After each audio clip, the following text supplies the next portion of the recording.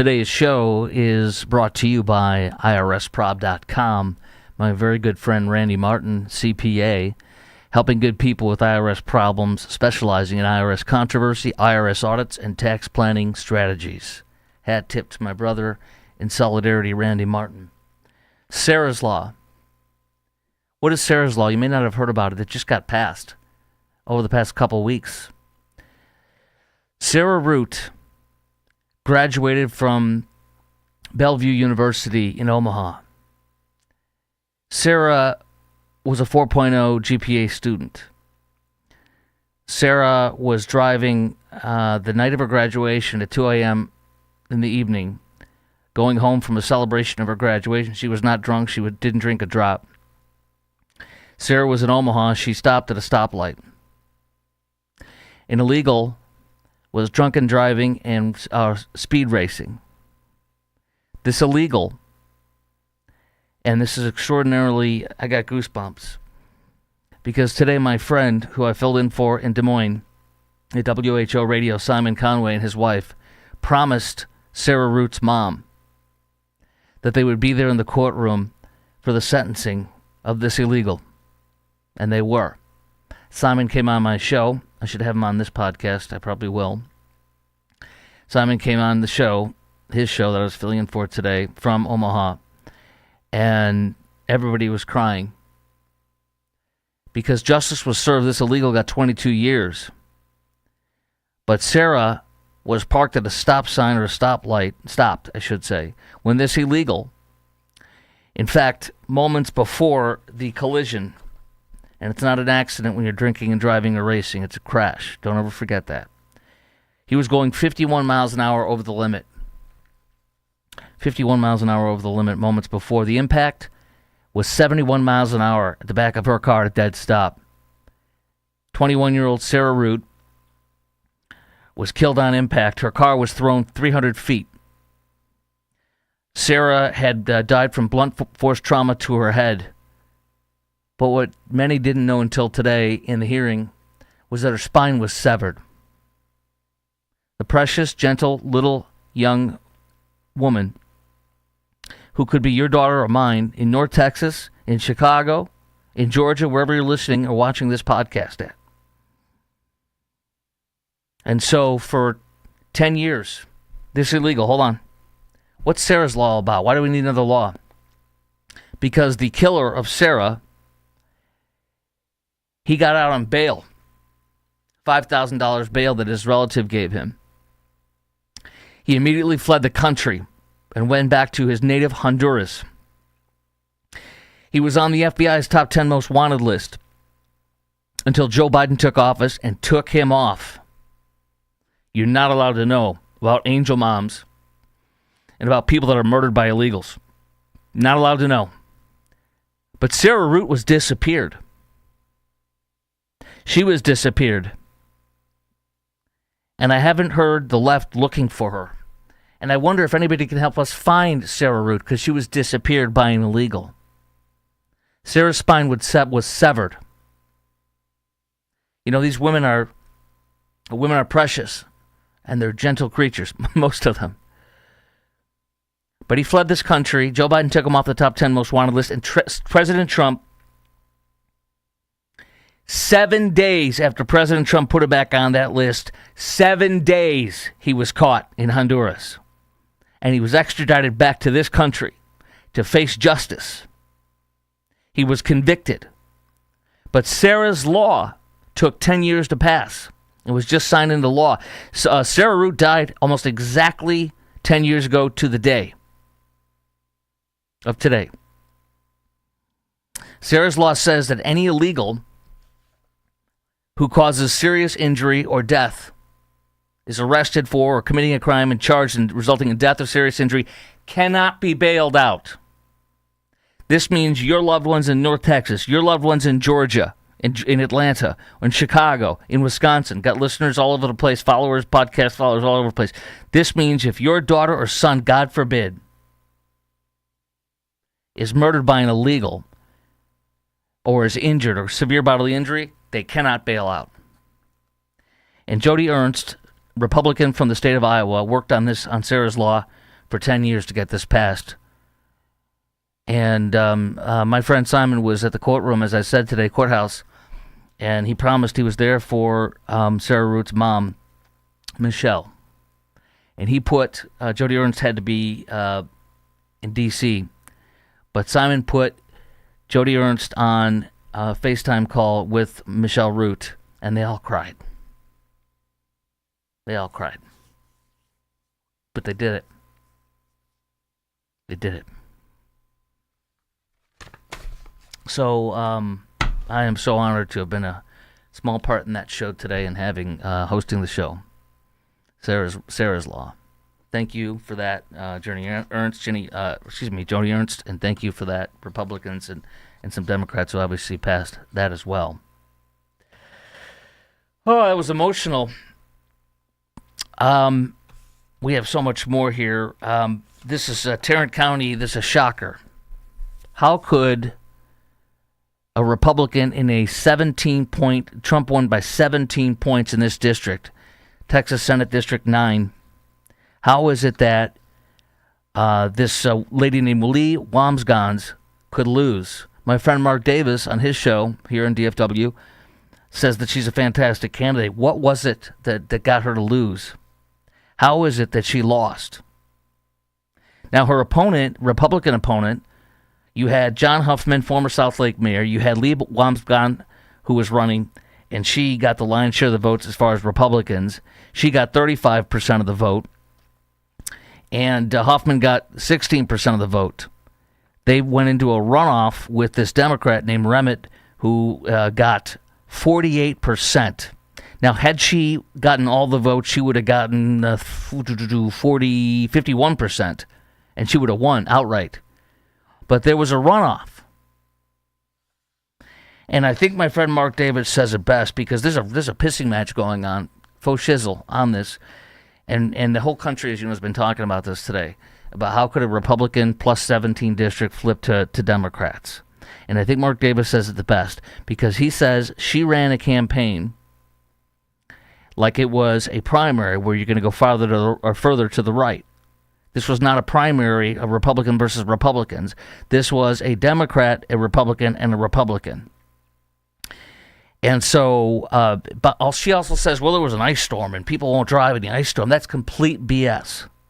My friend Eric Erickson, who's out of Atlanta, but he's national with his column and with his radio show, he said, here's the thing. Democrats would drive on a crawl over broken glass to vote and get that Democrat guy in. They are absolutely motivated because the illegal situation that they don't like, President Trump, they disdain, they despise him. So they came out. There is no excuse for the Republican to not have won. And I think that Davis is right. Had she moderated for a general election versus a primary, she would have won. The other thing is, John Huffman says that she didn't reach out to him or his voters until the last minute when she needed them. And Wamsgans, says that he's still stinging from his November showing when he pulled in 16% of the vote. But Davis, as I said, suggested that Wamsgans' runoff resembled a primary-style campaign rather than one aimed at reaching more independents and Republicans. Republicans didn't show up, she says, noting the tens of thousands of GOP voters who typically participate in general elections stayed home. Maybe they stayed home because you didn't motivate them. If a Democrat can show up to vote, a Republican can show up to vote. Maybe Huffman's right that she didn't reach out to his voters until the last minute, and they're still having a pissing match back and forth. Well, great. You guys go have your pissing match. We lost. I don't want to hear excuses. I don't want to hear excuses about the weather. Win the freaking race. And if you can't win the race, if you can't execute an election properly, then get out. I said that about Ted Cruz. Remember when Ted Cruz almost lost to Beto Hussein O'Rourke? And I've always voted for Ted Cruz, and I like the guy and I support the guy. But he almost lost that election because he phoned it in. He phoned it in and didn't do what he needed to do until the last minute. Ted Cruz, I told him then, and I'm going to say this to Wamsgans now, because they're going to go for a re-election in November. This guy's not going to have one vote because the legislature's not in session. He has to get re-elected in November, and it's ours to lose. And by the way, Trump's not on the ballots. That's another big freaking deal. Wamsgans better figure out how to win a frickin' race or get out. Just like I said to Ted Cruz, if you're going to phone this in on the next one, don't freaking run. Because it's not your seat, Cruz. It's not your seat, Wamsgans. It is our seat. Run like your freaking life depends on it. And I don't want to hear a stupid excuse about the weather. That is freaking ridiculous. And I don't want to hear a pissing match. And she also said, well, that's already in the past. It's in the past? You better go back and look at everything. Otherwise, don't run. It's in the past. So, listen, this race is in the past, Wamsgans said. Oh, listen, people had to drive through. She said, so look at this woman's a freaking category of excuses. Republicans didn't show up. Well, the race is in the past. Well, the winter storm didn't help. The majority of conservative voters are older and not comfortable driving in ice and snow, she said. I think that was a problem. Holy freaking crap! I'm going to read this again. It just awed me. The majority of conservative voters are older and not comfortable driving in ice and snow. I think it was a problem. Holy freaking bleep! Holy gosh. My dependents still live in this household. One's in college, one just graduated a month and a half ago. I ain't old. I ain't got no grandkids. Nobody's married. None of my kids are married. How freaking dare you? And if you want the voters to all be old farts that are afraid to go out in weather, what kind of a party are you running? Oh, they're all old. They're all old? Who the frick voted for Donald Trump? A bunch of old people? Holy gosh. This chick has got to get her act together because this is BS. I'm sitting here more and more. SMU political scientist Matthew Wilson says it's white hot anger. He thinks it's white hot anger against Trump and the Republicans among core Democrat constituency. Yes, they'll drive in a storm. And ma'am, if you can't figure out how to win in a storm, then don't run. If you can't look back to figure out why you lost, then don't run. If you can't patch things over with Huffman and figure it out and work together, don't run.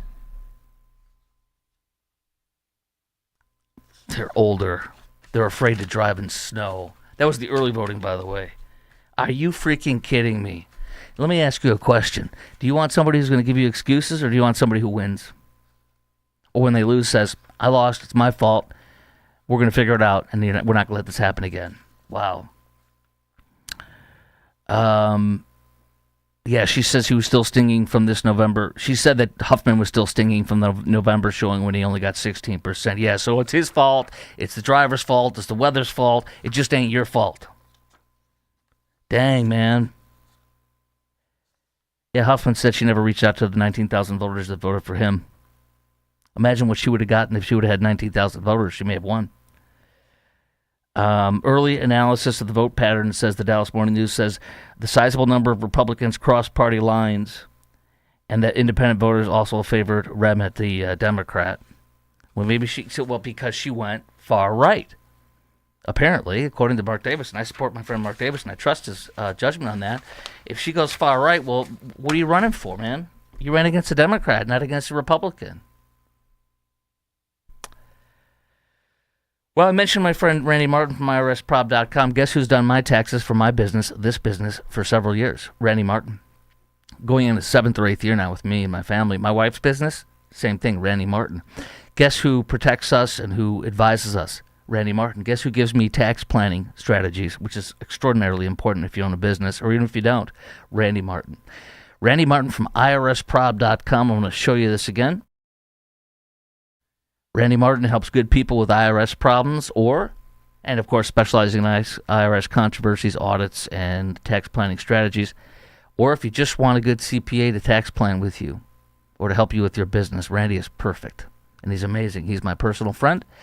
I was just in his office Friday and the Friday before, and many, many times I'm friends with him, his wife, his staff. Every person on his staff knows me, and I know them. We're friends.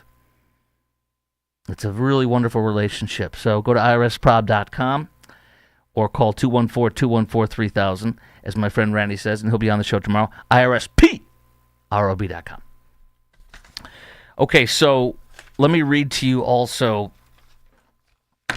We're going to go on to the folks the Don Lemon and all the people that violated City's church and terrorized it. And I've told you it's terrorism, and I strongly believe it's terrorism. And you cannot violate my right, my First Amendment right for freedom of worship, by saying you're violating my First Amendment right because your First Amendment right trumps my First Amendment right. You're going to use the excuse of I have the First Amendment right of freedom of the press to come in and disrupt my First Amendment right to worship. That's not how the U.S. Constitution of the United States works. Oh, I'm going to violate your First Amendment because mine's more important. We're in the same amendment, press. It was terrorism, though. Here's some more charging documents. Victim 2 broke her arm exiting through City's church office door when proceeding towards Saratoga Street. When Victim 2 came out of the door, she was running. She slipped and broke her arm. I believe this is documented in blank redacted broadcast as described above. Per the report, Victim 2 advised St. Paul police they were terrorized. Our children were weeping. College students and young women were sobbing. It was impactful and it will take time to work through. Members of the parish attempted to retrieve their children from the child care area located downstairs, but the agitators were blocking the stairs, and the parents were unable to get their children. That's when I would have to pull out my firearm and say, get the F out of my way, or I'm going to shoot your ass. Get the F out of my way. Get your ass down on the ground now and get out of our way. I asked Dr. Robert Jeffress on my podcast when this first happened, where were the men? He said, exactly, where were the men? Not to criticize them, they're victims, they were shocked, but every church has to have a plan. This is not journalism, it's terrorism. Let me continue on here, though. One agitator was screaming, aggressive, and intimidating towards parishioners. Additionally, the agitator was screaming and getting in people's faces, including women and young children. When the agitator continued to scream in the faces of young children while they were crying, Victim 6 thought to himself, this is what it would feel like to be in a mass shooting. Victim 6 recalled people shouting and running, children crying, as well as people singing and praying. The victim, Kelly, screaming Nazi in the face of children. He also screamed, your parents are going to hell. Your parents are going to burn in hell. Your parents worship the devil. Your parents are going to burn in hell. In their own sanctuary. Now, here's a question that Bill McGurn asks the Wall Street Journal, which is exactly what I was describing. And this is also a First Amendment expert. Oh, no. This is attorney and Powerline blog author and columnist in St. Paul, Minnesota, where I used to live, doing a show back in the Twin Cities. Quote, he asked Johnson, the attorney in Minnesota and Powerline blog author and publisher, do they, Don Lemon, for example, do they have a First Amendment right to interfere with the First Amendment rights of others? Does Don Lemon have a First Amendment right to interfere with the First Amendment rights of others? No. You know that, and I know. As he says, the question answers itself. The First Amendment doesn't give journalists a right to disobey laws, says McGurn. Listen to this. This is very, very true. I'm going to use this in future discussions. By Lemon's logic, the KKK could claim a First Amendment right to storm a black church during services and stage a protest. Can you imagine that? Can you imagine a KKK group storming a black church to protest what they do? That's the same thing. Terrorism. I had some guy call in today when I was filling in Des Moines, and he's like, well, there was something that happened. There was a woman who went in and was yelling at a church, like a woke church, and they support gay and LGBT. Did you talk about that? I didn't hear about that in the conservative media. I guess 4 years ago or 5 years ago or something, some crazy supposedly conservative lady walked in and was screaming at a woke church, bad stuff and all that. It was in Texas, he said. I said, what conservative media do you follow? Because he says the conservative media didn't cover it. Well, and he had no answer. And he said, well, WHO, which is a conservative talk station in Des Moines, Iowa, where I was filling in today. I said, dude, why would a station in Des Moines cover a station, something that happened in from a local church in Texas? I didn't see anything about this. This wasn't national. I'm in Texas. I would see it. Obviously, I read the Dallas Morning News, the Star Telegram, watch the television. It's all liberal. As is when I fill in San Antonio a lot, in Houston as well. This is not going on in our state. And if it did, that's fine. I told him I'd be against that too. Of course I'm against that. Remember former President Hussein Obama? Remember the guy that supposedly led him to Jesus was Reverend Jeremiah Wright. Remember him? Nah, GD America. Remember him? And then he was asked by a black journalist out in the parking lot months into the Hussein Obama administration, hey, why aren't they letting you talk to Barack or visit him? And he said, and I think the fake Reverend Jeremiah Wright said to this black journalist, thinking he was on his side because he's black, them Jews won't let me talk to him. Well, Reverend Jeremiah Wright was coming to speak at a church in Macon, Georgia, where I was doing a talk show at the time. And so I did a protest. I told this liberal that called in today. I did a protest of it. I said, you know where I did the protest? And he knew exactly where I did the protest. He said, in the parking lot? I said, no. He said, in the sidewalk. I said, yes, on the sidewalk. I said, do you know what else I did before I protested? He goes, get a permit? I said, that's exactly right. I said, that's exactly how you do it. You don't go into and terrorize a church and violate their sovereignty and their First Amendment rights, and you don't trespass on their property. By the way, the pastor told Don Lemon and the others to leave, and they didn't leave. Because they were too busy violating his First Amendment rights, claiming they were exercising their First Amendment rights. We got people that are walking out of schools for protest. Brian Phillips, who follows me out of Austin, tweeted out this: lively middle school left class today. They said they were initially with some teachers, but then were told to go back to the school by themselves. It's a 40-minute walk through downtown Austin to the school. Now comes this. Dr. Mary Bone tweets this out, and look at this picture, by the way. This is, Dr. Mary Bone says this, and says, was AP Assistant Principal Robert Johnson facilitating, encouraging, or joining them on the clock? Middle school students, guys. Middle school. A 40-minute walk, reportedly. If so, it's a clear abuse of position and dereliction of duty. This is Austin ISD's pattern, radical staff turning schools into protest zones when kids fall behind. I'll do you one further. This is, there was a protest also at Fremont High School in Nebraska. This is national because listen to this. I'm going to play some video of it. There is a girl, student, who walked out of this high school, and she runs up to a car that's got Trump flags on it and gets run over. It's not an intentional run over. The woman, the young girl, ran headlong into the car. You're going to see it yourself. Here it is. Watch closely. Follow the arrow on this. Look at this.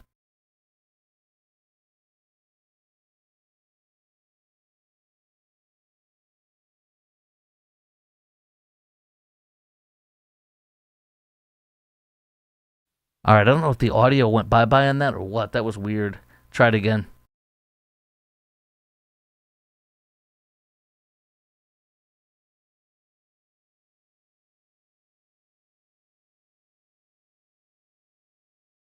Okay, no audio on that, but you saw the girl run towards the car and get hit. The mom is pissed, but not at the school. The mom is pissed, but not at the guy who drove the car, not at the school, not at the police, not at anything but the school.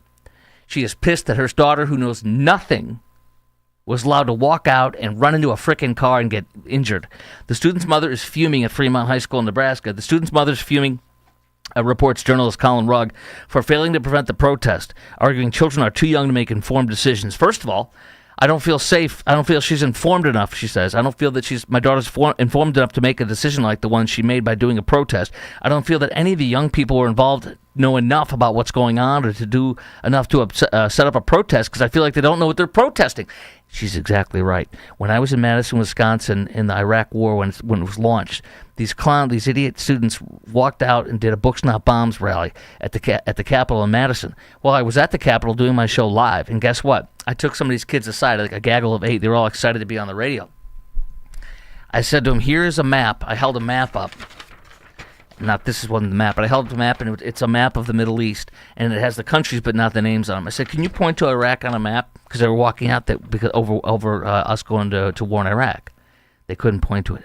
Every single one, there's like 8 or 9 of them in a gaggle. None of them could point to Iraq. Mom is right. My daughter is ignorant. She doesn't know what the hell she's doing, and now you got to run over school. She should sue that school. She should demand the head of that principal and maybe the superintendent. Meanwhile, in Cedar Rapids, Iowa, they are training, a woke church is training their flock. By the way, if you're watching, you're a member of Croc's Flock. You are a flock member, Croc's Flock, though, not this woke flock. Here they are. They're having a simulation at this woke church in Cedar Rapids, Iowa. This also has gone national because this woke church is having fake ICE raids in a church. ICE is not going into churches, but that's not stopping these woke clowns at this woke church. Here we go.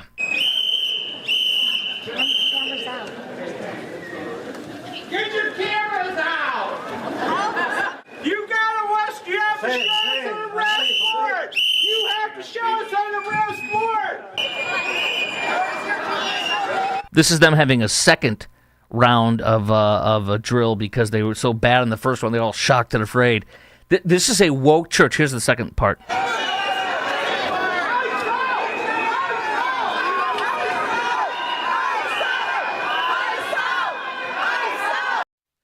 So that's what they worship a false god at that. They worship false gods at that church. They worship LGBTQ, trans, and illegals. That's the woke church in Cedar Rapids, training them. Quite the humor. And how sick is it that they are training their members, and the members say they're afraid of ICE. ICE is not going into churches. ICE has never gone to a church under the Trump administration, at least this term that I'm aware of ever. They haven't. And yet here they are pretending like Trump is terrorizing people in churches when they are the ones going to our churches and terrorizing us. Sick bleeps is all I got to say on that. The Somali woman. Remember the Somali woman that said that got arrested? She had that bandage pretending like she was brutalized by ICE, and she was the one that said bananas and rice, that fool. Yeah, much more serious allegations have come out today. Actually, they have it on body cam, according to ICE officials. Watch this. Appalling new allegations against Minnesota Somali woman who went on TV and claimed she was abducted by ICE. This is great. According to court documents, one officer saw her raise her arm, this 23-year-old Nazra Ahmed, Somali chick. One officer saw her raise her arm and make a throwing motion, later realizing she had thrown an egg that struck another agent's leg. They say she was non-compliant and allegedly spat in the faces of one of the ICE agents. According to documents, one of the agents filmed the struggle. Bye-bye, prison, and get her out of this country if we can. I don't know if she's illegal or not, or naturalized. Get her out of this country if we can. If not, throw her in jail for as long as we can. Get a felony on her, a massive felony on her. That's an assault of a federal agent. That's 8 years. Put that freaking chick in jail for 8 years. I don't want to see her out of that jail till she's 31 years of age and with a felony rap sheet. According to documents, she can go work for an NGO. I'm a justice victim. According to documents, one of the agents filmed the struggle per the complaint. Another watched the video and said she said, quote, I have zero regrets. So allegedly spitting and throwing eggs on federal officers during enforcement, and then I have no regrets. Put that woman in the pokey for as long as we can. What else do I have on this? Okay, let's get to this. This is great. This is great. There's a woke black woman who works with campaigns and is close to some of these Democrat campaigns. A woman named Morgan Thompson, according to the Dallas Morning News, a Dallas-based social media influencer, quote unquote, who works in public relations and supported James Talarico. She recounted a conversation recently. She remembered it and it kept eating at her craw, so she went public with it on TikTok.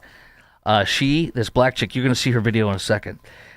She recounted the conversation in January in Plano, that would be last month, with Talarico, where he said he referred to Collin Allred as a mediocre black man. Roro, you gonna be eaten up alive, wokester. She says he said that, quote, I signed up to run against a mediocre black man, Collin Allred, not a formidable, intelligent black woman. Talarico's remarks startled her, she says, and she laughed it off a bit, but it continued to nag at her. Well, she came out with a video talking about this, and Collin Allred is super pissed, as you would imagine. Collin's a joke. He despises Trump. He voted to impeach. He's a fake moderate Democrat. He's not. He's a radical Democrat, leftist. But here he is. First, you're going to hear this woman, this Ms. Thompson, this woke black Democrat say that he did, that James Talarico did say this about Collin Allred. Listen to this. This is rich. James Talarico told me that he signed up to run against a mediocre black man, not a formidable and intelligent black woman. And I want to explain why this is problematic, especially as he shifted his current approach in the Texas Senate race. Now, before I get into the conversation that led to this comment, I want to put it out there that I supported Talarico and planned on voting for him before Jasmine Crockett joined the race. I'm voting for James Talarico. So I planned on voting for him when he was running against Collin Allred, the mediocre black man that he's referring to. Now, no matter how you feel about Collin Allred, the man is an attorney, a former professional football player, and a former congressman. But I'm not bringing this forward because I want to bring any more negativity to this race. I care way too much about Texas to do something like that. But I do think it is my responsibility to bring something like this forward. And I do think it also indicates some things that are pretty important when it comes to how he's moving with his campaign.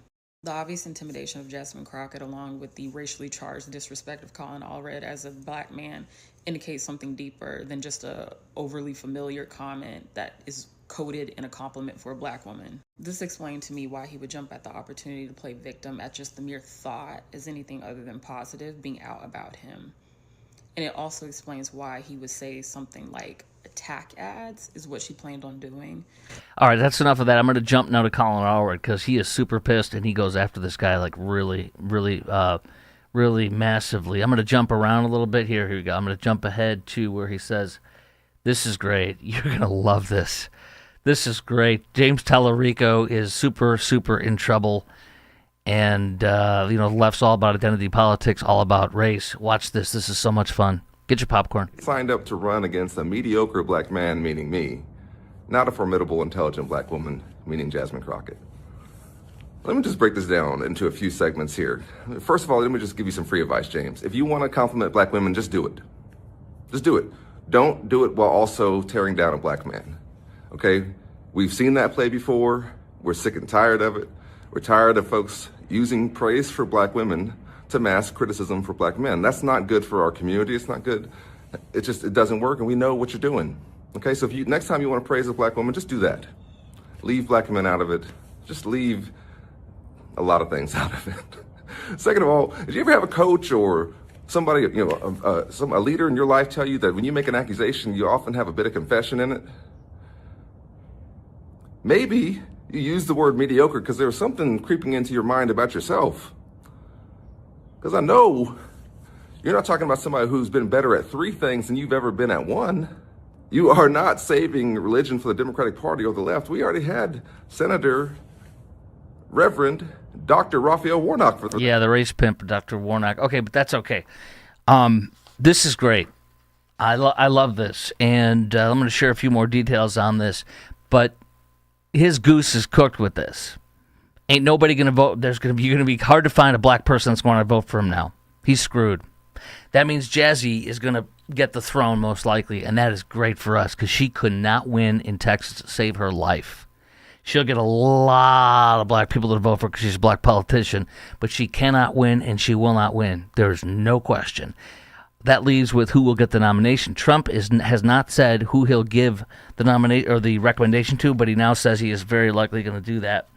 As of today, and it is notable that John Cornyn, who I cannot stand because he's a milquetoast Republican, has $15.3 million on cash on hand compared to Paxton's $3.7 million. And Hunt, Wesley Hunt in Houston, I'm a hard pass on him. A bunch of stuff came out recently that looks bad. Paxton's hard. I'd rather have his voting record and his voting positions, but he's got a lot of frickin' baggage. It might be that Cornyn should be the guy because he's going to win if he gets it.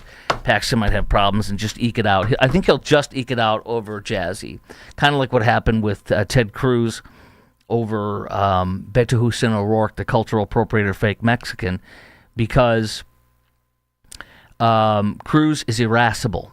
He's great. I love him. He's a gadfly. I want him that way. But he's irascible, so he's not as likable as a Cornyn and not as milquetoast as a Cornyn. But that means his margins are going to be less. The more milquetoast you are, the more likely you'll get to have the nomination. So that is an interesting conundrum to look at. But getting back to this, Jasmine Crockett responds.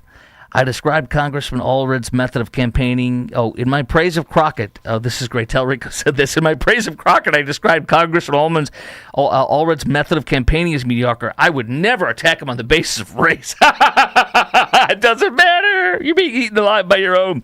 Talarico said he understood how this critique of the congressman's campaign could be interpreted, giving this country painful legacy of racism. You're getting eaten alive, dude, by your own. I deeply respect Congressman Allred. Right, it's right. We're all on the same team. Lol. That's great. What else is this here? Crockett said, I definitely don't think there's anything mediocre about Collin Allred. Well, we already know that James Talarico does. Okay, a little bit more here. Frederica Wilson. Remember when she said it was racist when Trump said Haiti was an S-hole country? Remember that? Well, now she, too, thinks it's an S-hole country because Trump is trying to make those Haiti people lose their temporary protective status. Some woke judge just said that, a Biden-appointed judge, of course, said that, no, you can't do that, remove the temporary protective status from Haitians. I'm sure Trump will appeal it and get it and win it, and I pray he does. Get the hell out of our country. But Frederica Wilson in 2018 said it's an outrage that Trump called Haiti an S-hole, the full word. But guess what? Today, Frederica Wilson says that Haiti is an asshole. And they are terrorized. They are terrorized. Haitian nationals. This is cruelty. This is inhumane. And this is a death sentence. Because we already know the consequences. Because in Haiti, there's open warfare and rape. There's ravaging violence against women and children. There are no school days, no work schedule. You do what the gangs want you to do. Oh, so Trump was right? It is an S-hole country, Frederica? Wow, hey, Trump was right about everything. Billie Eilish says that she lives on stolen land, but yet she won't return the stolen land. And she says no one's illegal on stolen land. But why does she keep going to court, says Amuse, one of the accounts that follows me, and I follow him. Why does she keep going to court to prevent people from illegally trespassing on her stolen land? Yes. Samuel Say, another guy that I follow, says Billie Eilish has a restraining order against a man for illegally entering her home. They should forward this to the judge where she says nobody's illegal on stolen land. We need to keep fighting and speaking out. Our voices do matter. He needs to keep fighting and speaking up. He has a right to illegally enter her home. After all, she's on stolen land. Here's another one. For every person that was at the Grammys and had their Ice Out badges and stuff, Greg Price writing this, in order to stop U.S. government from defending our borders, checking IDs, and removing people who don't have a right to be here, we must set up a border at the Grammys, check IDs at the Grammys, and remove people we don't want here at the Grammys. Isn't that interesting? A note of brilliance and sweetness in a difficult situation. Kelly Clarkson is doing what Chip and Joanna Gaines wouldn't do. Remember, they said we're gonna step away from the business and care about our family and raise our family, and then they launched 9 new companies like months later, and they're afraid to speak out the truth about God and the Bible and claim they're Christians. I'm not fans of their in any way, shape, or form, as you can tell. Kelly Clarkson quit her talk show after 7 seasons to prioritize her children after the death of her ex-husband. How many elite, wealthy celebrities would quit their talk show after 7-year run to take care of their children? That's the kind of person I admire, and that's exactly what a good person who loves their children and has their children and their family first as a priority. Remember the guy we talked about in last week's podcast? French fry guy was killed over French fries in trying to say this without laughing. Somebody's dead, but my gosh. Remember I told you my friend said, "Can I have a fry?" And as he said, "Can I have a fry?" in high school, he reached over, grabbed him, and swiped him with the ketchup and was eating his "Can I have a fry?" And I was so pissed at him. But I would not shoot him over this. But another guy had this situation and did get shot and killed over it in Fort Worth. A follow-up story today that is written for the comedy books, but also somebody's dead, so it can't be that funny. But my gosh, they're writing comedy gold here. The guy was sitting on the couch in a West Fort Worth apartment last week, digging into a meal from Wingstop. I love the way the Star Telegram writes this story. They're doing a follow-up piece. Let it go. He was digging into a meal from Wingstop as his girlfriend lay in his lap. Also eating in the room were children, another woman, and a man who was enjoying wings, but remained hungry. He asked this other guy to share French fries, according to Mom. Women who were present recounted him saying the argument that followed. He declined to share his fries, didn't take him seriously. The requesters resulting anger. Soon after, he fired a bullet into Davis' head. Quote, he didn't think he was going to get shot, especially over French fries that were his. This makes me think about the stolen land. Whose French fries are these? Those are stolen French fries. I just wish you would have given him the fries. Mom said, come on. Would you come on? Stop. Come on. It's dead here. Stop saying these things. Stop printing this. This is making me laugh and it's not supposed to. What happens when a state cooperates with ICE? Look at this. West Virginia. 650 illegal aliens rounded up in the streets of West Virginia after federal officials partnered with state and local to arrest all these illegals. 650 criminal illegals in West Virginia, and you saw nothing. No one was screaming. Nobody got arrested. Nobody was attacking ICE. Nobody was spitting at them, calling them F you, F you, F this, and kicking their cars and shattering their glass and their windows while armed and getting shot and killed in a tussle. So many illegals have gone. A brand new thing just came out that proves that Trump was right about everything, and so was Vice President J.D. Vance. The illegals have driven up the apartment and housing costs. Well, now that the illegals have been getting kicked out by the millions, up to 2 million this past year, reportedly, nationwide rent declines as border enforcement reduces migration, Breitbart reports. Apartment rents just dropped to the lowest level in 4 years, Caroline Levitt reported. National median rent in January was $1,353, a drop of 1.4% compared to a year ago. Who's heard of our rent decreasing? It's because Trump is getting the illegals out. Where do you think 8 to 20 million illegals are living? They're not on the streets. They're in apartments and they're in houses. It does not matter if they're in lower or lower middle income places. They're still filling up housing. Americans are competing with 8 to 20 million illegals. Get them out of this country. D.C., meanwhile, went 3 weeks in 2026. 3 weeks without one homicide. You know how many homicides they had in the month of January? 1.